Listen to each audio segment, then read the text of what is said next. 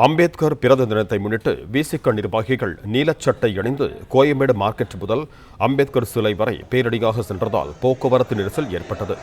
திருமாவளவன் வருகைக்காக காத்திருக்கும் நிர்வாகிகள் சாலையில் நின்று முழக்கமிட்டு வருவதால் போலீசாருக்கும் விசிக நிர்வாகிகளுக்கும் இடையே வாக்குவாதம் ஏற்பட்டது.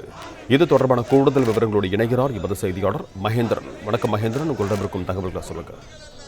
அம்பேத்கர் பிறந்தநாளை முன்னிட்டு விசிக தலைவர் திருமாவளவன் தலைமையில் கோயம்பேடு மார்க்கெட் முதல் அம்பேத்கர் சிலை வரை, அதாவது கோயம்பேடு பேருந்து நிலையத்துக்கு எதிரே இருக்கக்கூடிய அம்பேத்கர் சிலை வரை விசிகவினர் நீல சட்டை அணிந்து பேரணியாக வந்து அம்பேத்கர் சிலைக்கு மாலையிட திட்டமிட்டிருந்தனர்.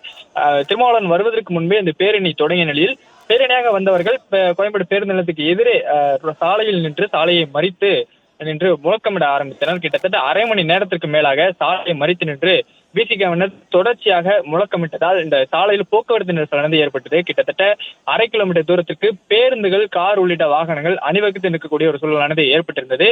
சாலையை மறித்து நிற்காதீர்கள், ஓரமாக நில்லுங்கள் என்று தொடர்ச்சியாக காவல்துறையினரும் அவர்கள் வாக்குவாதத்தில் ஈடுபட்டனர். இருந்த போதிலும் சாலையை மறித்து பேனரை வைத்து நின்று திருமாவளவன் வரும் வரை இங்கு நிற்பதாகவும், திருமாவளவன் வந்த பிறகு பேரணியாக சென்று சிலைக்கு மாலையிட திட்டமிட்டுள்ளதாகவும் விசிகவினர் தெரிவித்தனர்.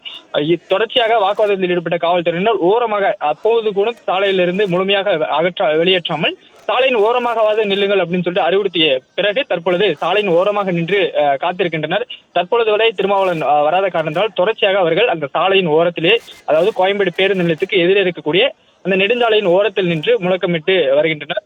இதனால் ஒரு அரை மணி நேரத்துக்கு மேலாக அவர் சாலையில் முழுமையாக மறித்து நின்று முழக்கமிட்ட காரணத்தால் போக்குவரத்து நெரிசலானது இந்த பகுதியில் ஏற்பட்டிருந்தது.